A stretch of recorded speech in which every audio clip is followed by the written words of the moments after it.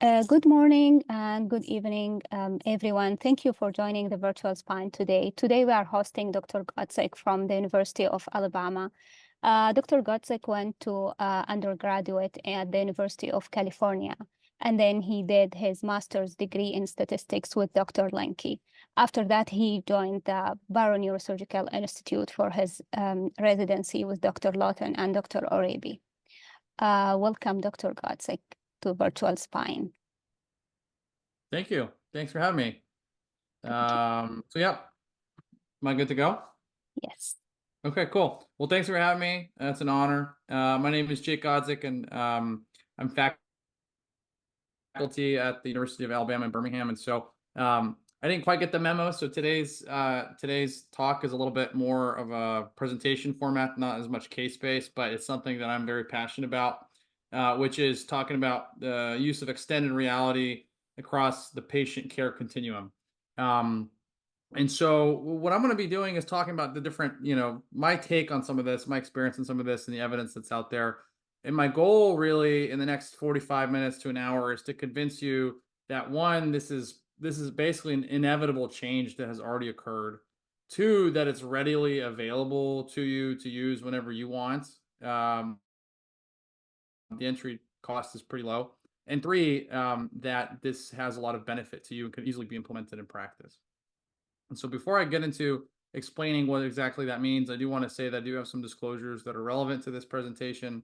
I am still involved with the Barrow Neurological Institute, their virtual reality lab. I also hold and I'm part of a provisional patent for some of the stuff that we're going to be talking about here, and I'll try to disclose that when we're doing it. And then I'm also part of an accelerator here at UAB through the Innovation Institute that has to do with some of this technology. And so obviously I'm very fascinated by this, and I'm a huge nerd. And so hopefully you guys will enjoy this, and please stop me at any point if there's any questions and anything that you guys want to contribute. So I like to start off by saying that, I think that there is a revolution that is ongoing already, has started some time ago. And this is not the first revolution that we've had, right? In terms of industry, in terms of changes in a specific field. There have been multiple in our history as in humanity. There's been, industrial revolution that involved mechanization. Then we had a revolution that had to do with mass production. The next one that we all probably lived through is automation, computers, and electronics. And now this is the fourth industrial revolution, which has to do with different systems talking to each other, something called the Internet of Things, networks, communication, things that are already in the works that are ongoing. And granted, this may not be the greatest diagram, but it lists some of these kind of buzzwords that you've probably been hearing, like cloud computing, blockchain, Internet of Things. Of course, AI is really hot right now, and XR.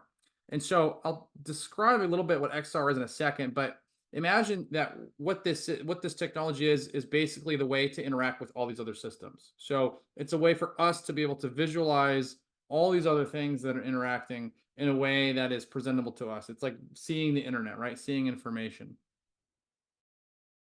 And the way that all these acronyms kind of come together is in this terminology. So a virtual reality, or VR, has to do with kind of presenting a different reality on some form of wearable device. So this, we think of putting on a headset and being able to, be in some sort of, interstellar planet or somewhere off this world.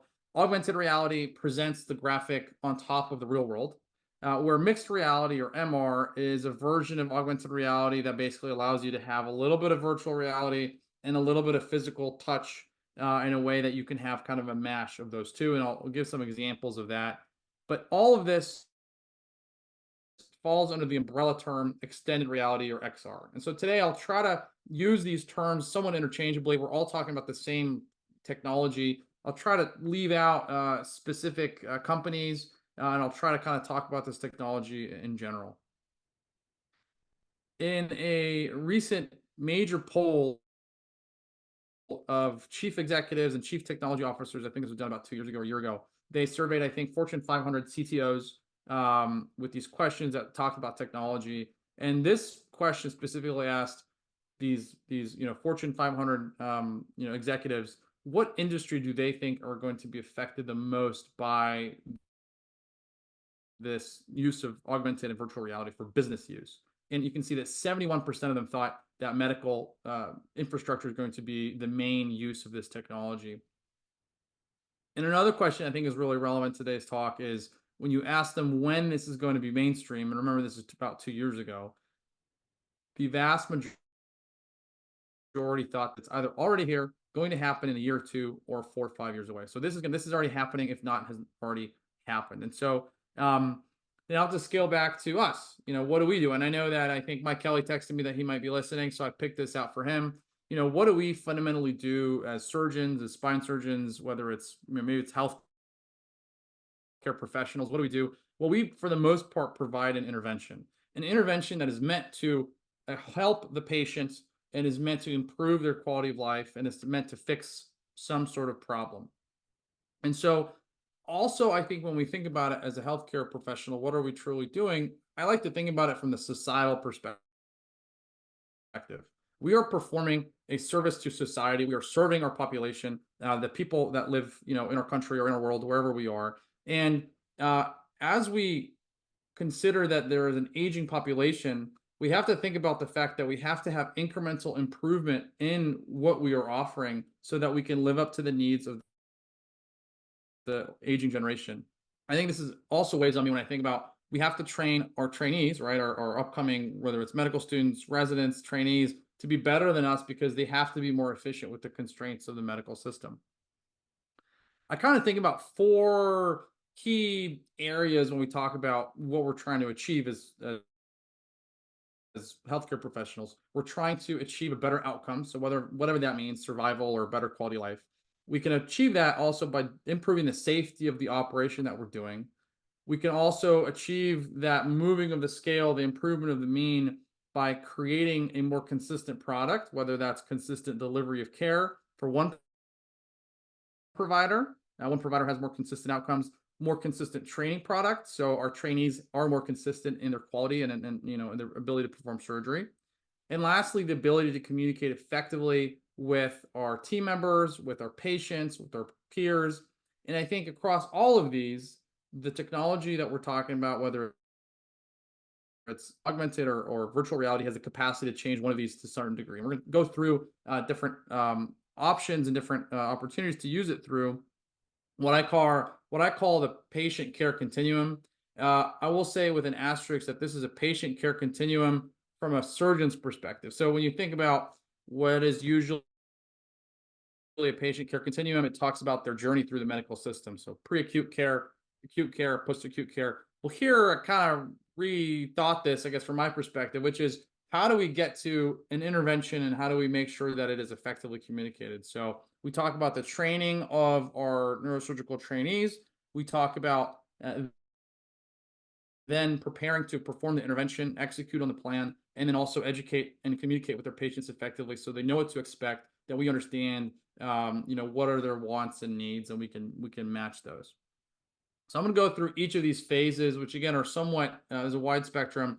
I'm going to go through each of these phases a little bit and talk about what is out there, what I've experienced, and obviously just general thoughts. And so I will also say that this talk was also made for neurosurgeons, so I apologize. I know this is a spinal conference, but there's a lot of references to neurosurgery. But I think the point still sticks, which is I learned in medical school, just like probably all of us learned from a textbook. We looked at anatomy first in textbook that is fundamentally a 2-dimensional object and endeavor. We learn predominantly through the apprenticeship model, which has been around for now probably more than 100 years. In fact, it's probably been around for thousands of years when you talk about, a silversmith or a blacksmith. But in the medical profession, we really function around an apprenticeship model, which is you spend time with a mentor, you emulate them, you follow them around, you pick up, little bits and tricks, and then you are ideally able to then leave and be independent and be able to practice on your own. That has its own limitations. I think it's a fantastic system, but I think there are limitations to this process.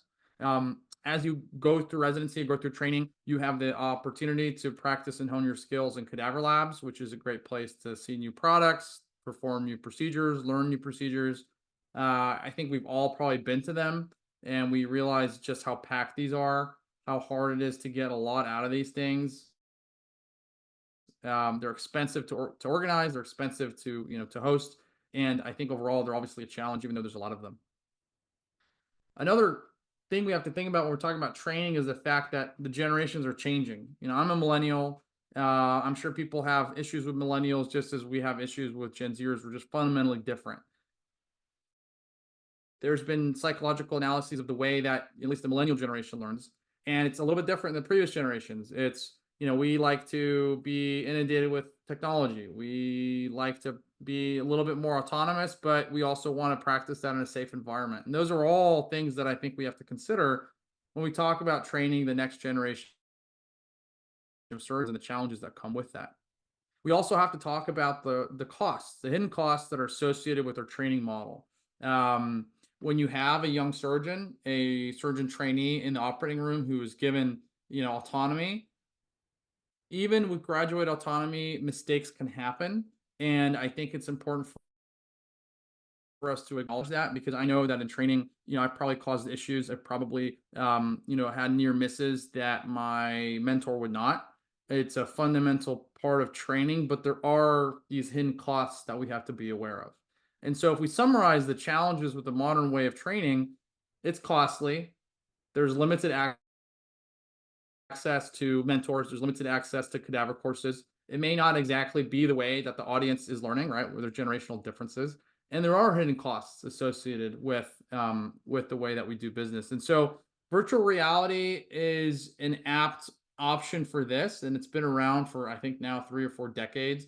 But it's a great option. And I think what I really admire in other professions, such as aviation, which has really owned this concept of virtual or mixed reality simulation, is that this is now a core portion of their certification and training program.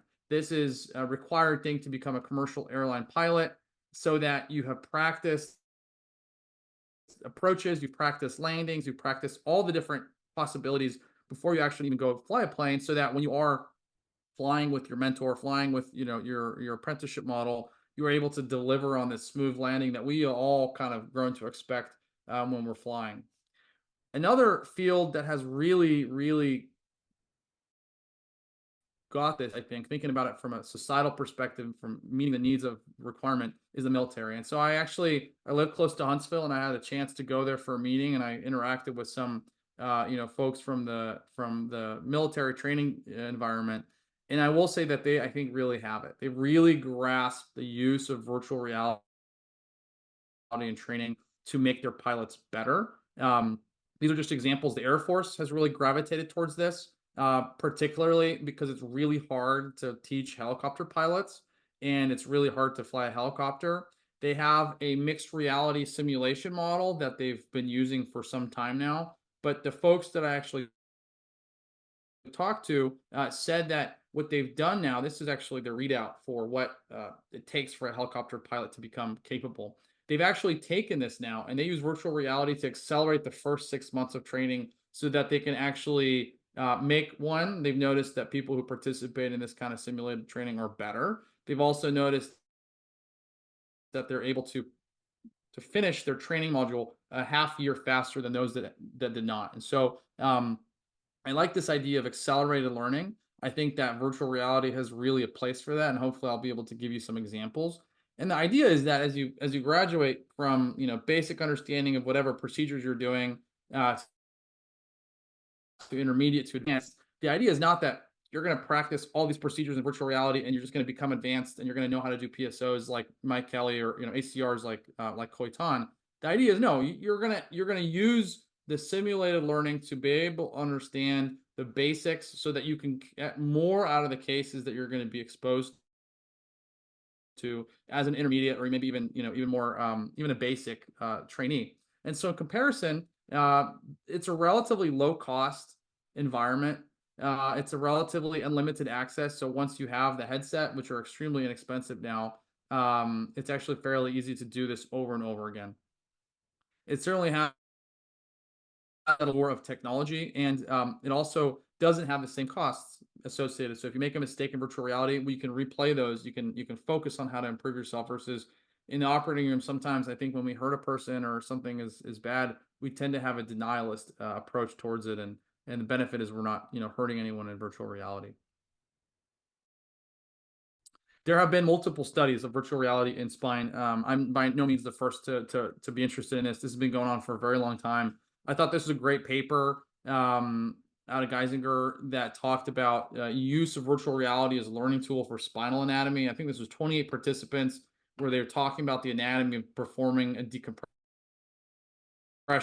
in understanding stenosis, and they were able to participate in a simulated surgery and just look at the results of again, limited, but a survey-based result showing that what they benefited the most from was understanding the preoperative planning with patient-specific models, understanding the pathology of spinal stenosis a little bit better. It didn't, people didn't really affect their workflow or efficiency, but they seemed to get a lot more out of this than they would out of traditional learning. And so back in around 2017, when I was in training, I was really interested in this.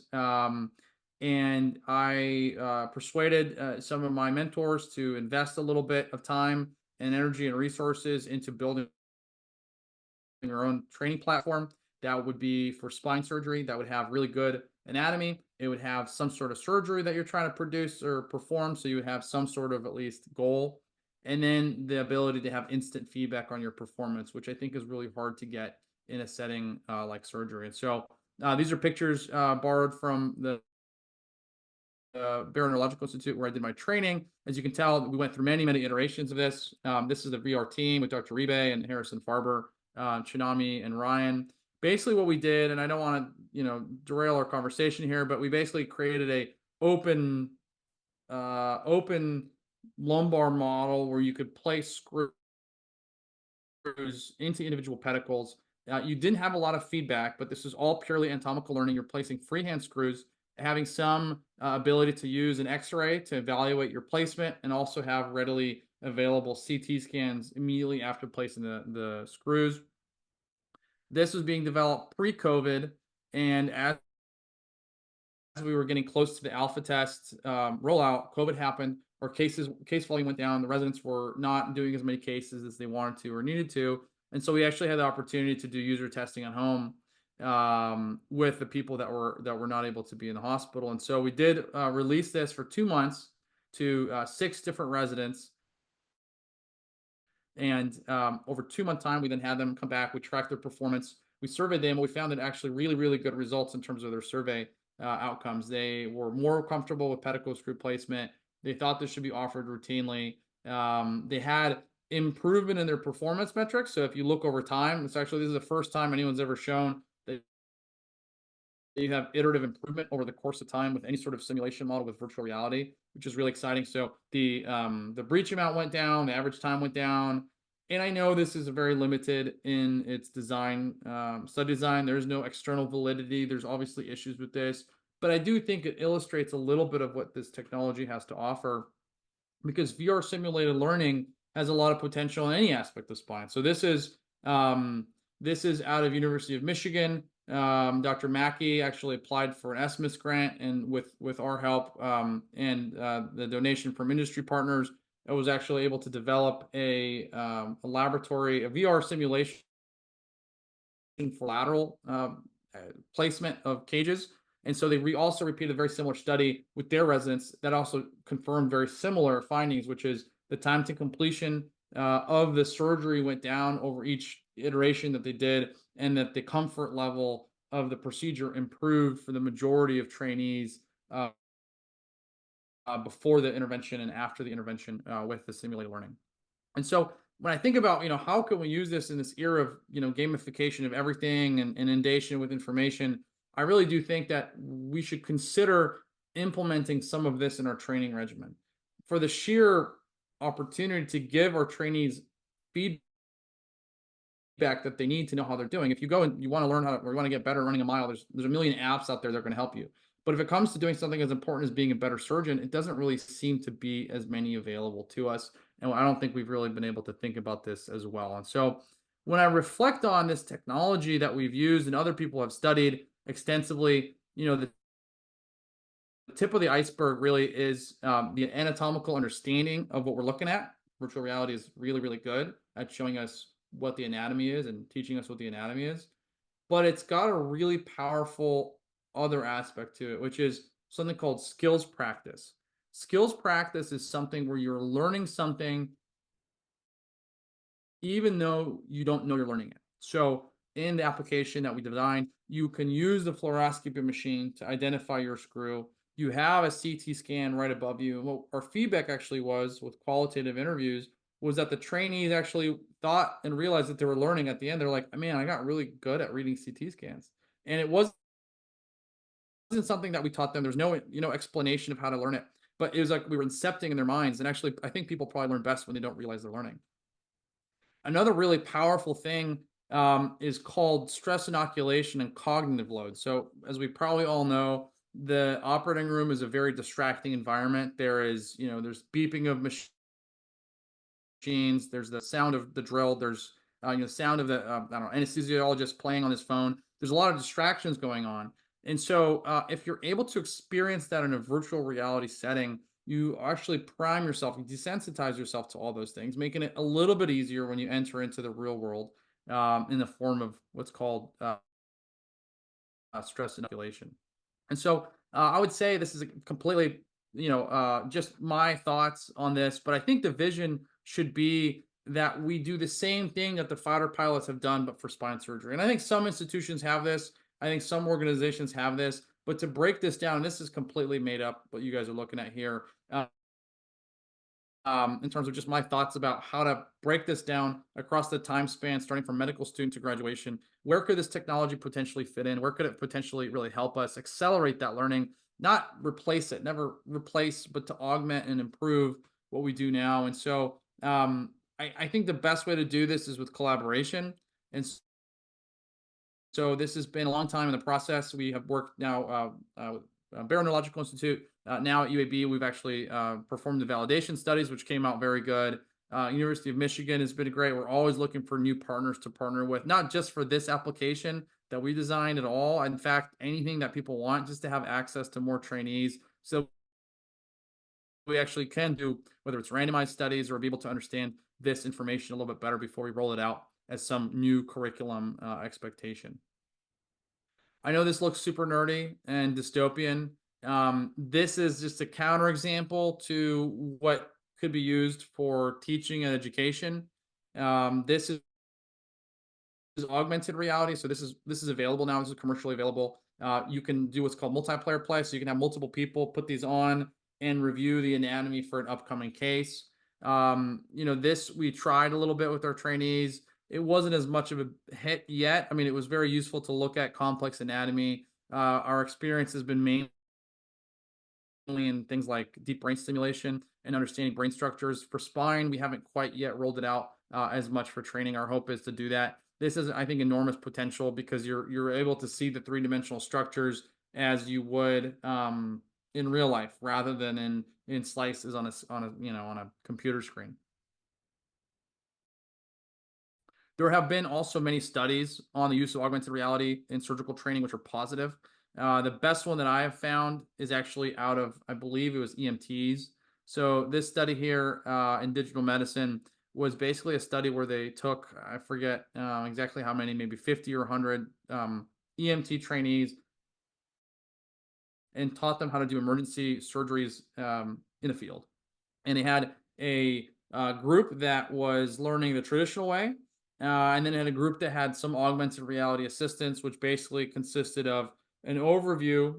Someone would see what they're doing and give them feedback on how they're doing it while they're testing on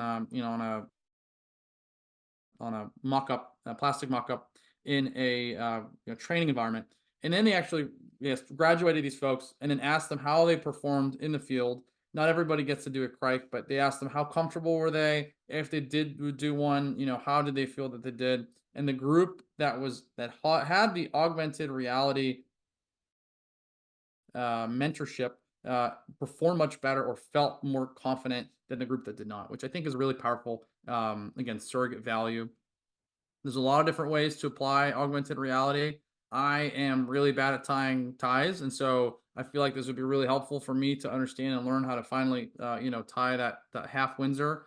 I did see some startup companies that use this for medical students to learn how to tie surgical knots, so that they don't have to necessarily learn this in the OR. By the time they hit the OR, maybe they already know how to tie the knots. They've already practiced a lot. Maybe accelerate their learning a little bit so we can get a little bit more out of the third year rotation. This is another study by a group looking at the use of a simulator with haptic feedback. And I show this paper because it's really nice. It actually shows that, again, the group that participated in some form of augmented physical hands-on learning tended to have better retention of their skills over time, which again is another critical element, not just learning the process, but also be able to retain those skills and be able to apply them at a later time, which I think is critical in any sort of training environment. Of course, the next phase of care is, I think, the one that we all immediately think about. This is where, this is where we want to be. We want to be in the operating room. We want to be performing the procedure. We want to be interacting with the patient but I think there is one step that comes before we jump in the operating room, and that is communication with our team. And actually, I think this is before the execution, but after the training, pre-surgical discussion. I think it's really, really key to be on the same page with your team, to have what the military call, and I think other folks call, a shared mental model. So you want people to understand what is it that they're doing, what is their role in the operation, and what are the steps that are necessary to achieve, operational success. And I think, again, this is a picture of a case that I did in fellowship with Greg Mundis. There's a lot of information that we're trying to communicate to the team. And I moved and started as faculty. I actually found that to be a huge challenge. How do I now transfer what I know I want to do into people that have never seen me work, don't know my workflow? And this is very challenging. I think it's really, really difficult to get people on the same page. And I think it's something that can really be assisted with technology. And so, again, I'm a huge nerd. So the first thing I thought is, how can I use the virtual reality setting? How can I use this to maybe work with the surgeon trainees that I'm going to be working with? This is on the left, that's Dr. Laske. And this is Dr. Parr on the right. We're previewing a different anatomy for a surgical case, which was very useful for me. Complex anatomy is very useful for them. But they had the great idea is, hey, what if we record this? What if we record your video that you have and actually send it out to the team members? How would that work? So that was great, because it's a team that is not just the surgeon, right? It's not just the assistant. There are a lot of other people that are critical to the performance of the operation and success of the operation, including, anyone who's in that room. And I think it's really important for everybody to be on the same page. And so what we did is send out these videos of basically me kind of narrating what we're going to do, not replacing the normal team huddle that we did, but kind of just narrating exactly what we're going to be doing, why we're doing it. It was a very short video. It was about two minutes, me walking through the anatomy, discussing what we're going to be doing and why. We sent it out the night before, the morning of, and it was really, really popular with the staff. Again, we had a survey design. We sent out surveys to, I think we did 4 or 5 or 6 cases initially, and then surveyed. And what we found was, again, certain aspects was very useful. People thought it was helpful and useful for understanding the sequence of events in the surgery. They had a better understanding of their role in the operation. They had a better sense of operational safety, like what are some dangerous parts of the operation. Some actually even thought it made the surgery go smoother or quicker, but I'm not really sure whether that's the case. I think, next studies need to be happen. But Nick did actually write this up, and it's really impressive. It was really cool because I got to work with my mentors like Todd Chang and Jim Johnson and Dr. Ribe, which was really neat to be able to do this early on. This has, of course, been done in other fields as well. In neurosurgery, that's been described for complex cranial reconstruction for children. In spine, I found a really nice paper out of China that basically talked about the use of pre-surgical planning before endoscopic surgery. And so, again, they showed trainees the pre-surgical planning, and I think it was virtual reality, looked at the anatomy, and then after the surgery, they surveyed them and said, hey, what did you get out of this case? What was your understanding level? And when they compared the folks that did have access to that pre-surgical planning, to those that did not, they found that the people that did actually got a lot more out of the case. They got more understanding, they felt more comfortable, they got more information, more skills, and I think this is a common theme across this talk, that there is really an incremental benefit. And I want to brag about one of my mentors here and friends here, Jim Johnson and his group, which actually took this. And I know it's not spine surgery, but it's really neat. And it's, since we're in a global conference, I thought it was appropriate, that they a while ago basically started working with surgeons in Vietnam, and had the surgeons in Vietnam who are learning how to do this procedure, which I can't even pronounce. They had a video camera in Vietnam watching the surgery, and then the surgeons at UAB in Alabama, I don't even know, 6,000 miles away, could watch the surgery and could give them feedback on what to do. So this is, again, that's the video camera that was being worn. That's Jim Johnson on the screen watching this from his home, and being able to actually draw on the screen and say, hey, this is where I want you to make the cut, or this is where I think you should make the cut, which is an impressive, now transitioning to execution and telementoring, but use of this technology, an incredibly valuable way now to do this kind of conversation across thousands and thousands of miles, which is incredibly useful because, this is something that I think is not talked about when junior faculty start. I mean, we're just as, we need help, right? It'd be nice for me to be able to call my mentor, doing my first PSO, call somebody that can help me out, or if I have questions during a case. There's, of course, technological constraints, there's compliance constraints, there's medical legal constraints, but I think that if the technology is there and the need is there and it benefits our patients, that I think all those other things can be overcome. And since we have evidence that it works, I think it's a really interesting direction to go into. Excuse me. I would say that the most popular application of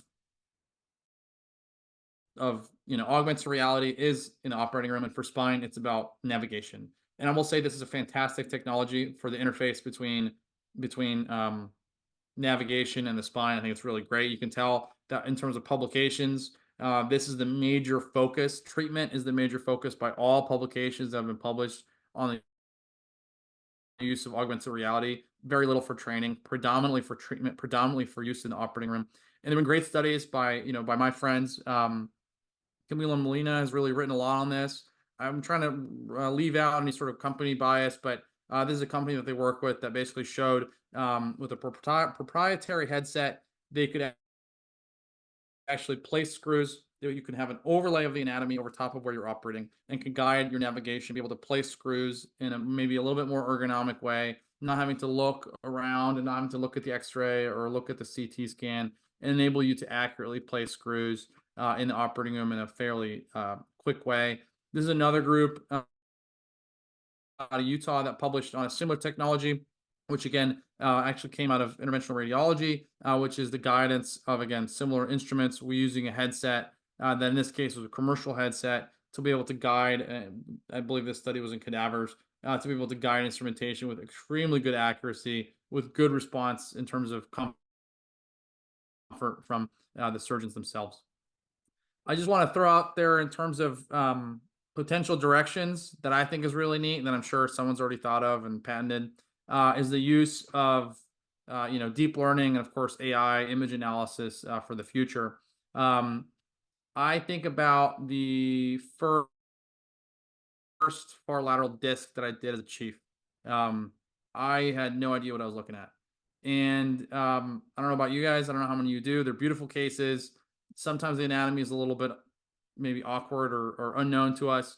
And so I always think about this example. Wouldn't it be nice if, as we're operating through the microscope or through my loops or something like that, you could have some degree of image analysis based on tons of videos that have been recorded to be able to give you some sense of where the anatomy is. Now, you don't want it to take away from what you're seeing, but potentially have some sort of predictive assistance where, where's the nerve, where is the bony anatomy, so that maybe that off chance that you're wrong a little bit, or you're drilling a little bit too much, facet, or too much pars, you can know where you're going. And this has been published a little bit by a group out of Korea, looking at, again, augmented reality and using sort of deep learning software to be able to predict what the anatomical structures are in a robotic thyroid surgery. And so what they found was, and of course, you're trying to avoid the recurrent laryngeal nerve in this kind of surgery. And what they found is when the computer would be showing them or predicting where the recurrent laryngeal nerve would be, again, not using navigation, just image analysis and interpretation, that in general, the accuracy was within 1.9 millimeters. So again, not perfect, but for a first go, I think very, very impressive in terms of, again, error avoidance and potentially improving the safety of an operation. And so, again, thinking about this technology, thinking about XR, what does it do? What's the tip of the iceberg is anatomy, right? It shows you where the anatomy is, put the screw in. I think that's just the beginning. I think as we talk about moving towards, again, Industry Revolution 4, we're talking about the interaction of systems. I think decision making, whether it's telementoring or whether it's with the assistance of a computer program to help you make decisions about what you're seeing in front of you. Error avoidance, again, maybe some sort of early detection system that you're in the wrong place. Of course, an interface with AI, I had to throw that in there. But telementoring is another opportunity that I think is really, really, really neat. That can help maybe smooth that transition from training to becoming a fully fledged practitioner on your own. I've been talking for a little bit. Are there any questions? Anything I can answer? No, Dr. Godzik, none so far. Yeah. Okay. All right. I'm blowing everyone away. All right. Well, the last piece is patient education. I leave it last, not because it's the least important, but I think it's the one I know the least about, but I think is actually the most important, that I think has the most opportunity for growth. And so I don't have a lot of images or pictures of this. I have toyed around with this a little bit. I'm happy to talk about in my experience. Again, it's about improving the understanding between patient and physician, and more importantly, understanding what the patient understands what they're getting into, what we're able to do for them, and I think it's critical to understand and to have them understand what that is. And so I think the first thing is, of course, visualization of their pathology. I think is important. I think people benefit from that. Communication is also key. We tried this a little bit in the clinic myself. Tried putting on headsets and tried showing them the pathology, and I'll show you some videos of what that is. It wasn't a great hit. I think there were a lot of technical issues initially, but there was actually pretty big interest from the patients. There were a lot of technical snags that prevented this. I think the next two are really key, I think, especially because personally, I'm a big fan of telemedicine. I use it a lot. Alabama is a very rural, area. I have patients that have to drive 5 or 6 hours to see me. I see a lot of patients from Florida and adjoining states, and that's a lot of distance to travel. And so I've really transitioned a lot of my clinic to telemedicine as much as I can. And so I really think it'll be neat to go beyond, a screen like Zoom, beyond, a phone call, to actually have some avatar interaction. You're speaking in a virtual setting, and it sounds dystopian. I understand, but I really do think that's probably the future of of healthcare, along with probably the rest of our world. So I think a healthcare avatar is something that you can have, and someone can talk for you, it can interact with the patient for you. I think it's really on par with telehealth as a growing field. This is just an example of what I tried to spin up in augmented reality for my patient. This patient had a tumor in their thoracic spine. It was surrounding the cord. It was really near the aorta. And so I tried to bring this up as an example of what it looked like to showcase what we're talking about. And again, we had some technical issues. And so we also had them put on virtual reality goggles to this poor patient to be able to better see and and slice their MRI to be able to see what this disease was. The object was to perhaps have them a better understanding of what they're dealing with. What is this disease process? What are the adjoining structures? A better understanding of the risks when you can visualize the proximity of these vessels rather than just taking a surgeon's word for it. And again, this was met with mixed success, but overall, mainly the issues were technical. I'm happy to talk about that at the end. So to kind of wrap up, where do we stand? What is the point of all this? Again, from my perspective, I feel like it's all about incremental gain so that we can use this technology and leverage it to a certain degree so that we get incrementally better, not just personally, because there's really good surgeons that are probably watching this. You guys don't need this, right? But we're talking about the average surgeon, the trainees How can we make us that much incrementally better so we can really deliver on the promises that we need, that we owe to the growing and aging population? And so again, I think that XR, whether it's augmented reality, mixed reality, whether it's virtual reality, has a place in all of these three. I think that patient education is the biggest area for growth. I think that the execution stage is saturated. I think training is also a huge gap for us and a huge opportunity for us to be able to improve our training and accelerate our training because, as we're talking about the industrial revolutions, we're talking about, where are we on this stage? You start with an operator 1.0, which is doing manual labor, which is pretty much what I feel like surgeons are. Assisted work, operator 2.0, you work with a computer aided tool and, some sort of information system, which is navigation, robotics. We're not even at operator 3.0, but we probably will be very soon where we're operating with a robot. And then we want to hit operator 4.0, which is work aided, interacting with AI. And I think it's really critical for us to think about where things are headed and be part of that conversation. Because if we're not part of that conversation, if we're not the innovators, if we're not the entrepreneurs that are doing this, that are trying to implement this, trying to learn and own that own this technology, then what's going to happen is we're going to be living in idiocracy. I don't know if you guys have seen this movie. It's an awesome movie. It's scary how true it is. But basically, we do not want to become the physicians in this movie because it's really kind of would be saddening. So anyway, thank you everybody for your attention. I want to thank all my colleagues and all my mentors, Dr. Markert, my boss, for supporting me, Jim Johnston, Mark Hadley, Juan Uribe, Lou Toomey Allen, who made all this stuff possible, Todd Chang, who's been an awesome mentor, and the whole virtual reality lab at Barrow. So my last I won't say pitch, but last thing I want to say is this is a healthcare panel that we assembled at our institution through the Virtual Reality and Augmented Reality Association. It's a nationwide association. They have chapters in every state. We had a meeting at UAB, and I got a chance to invite anyone who was interested in virtual reality at UAB, which you pretty much see here. It ended up being about, I think, 7 or 8 people as a panel, from a medical student to, the vice dean of research at UCLA. And it was an incredible conversation. You learn so much from your peers.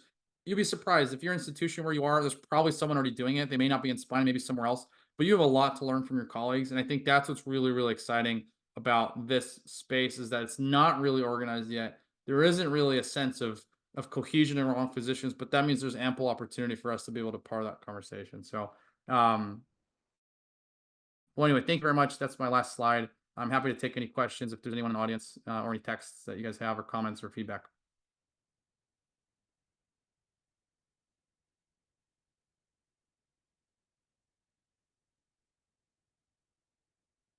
Okay. Thanks, Mauricio. Thank you. Thank you, Dr. Godzik, for the great session. Thank you so much. All right. Have a good night, guys. Take care.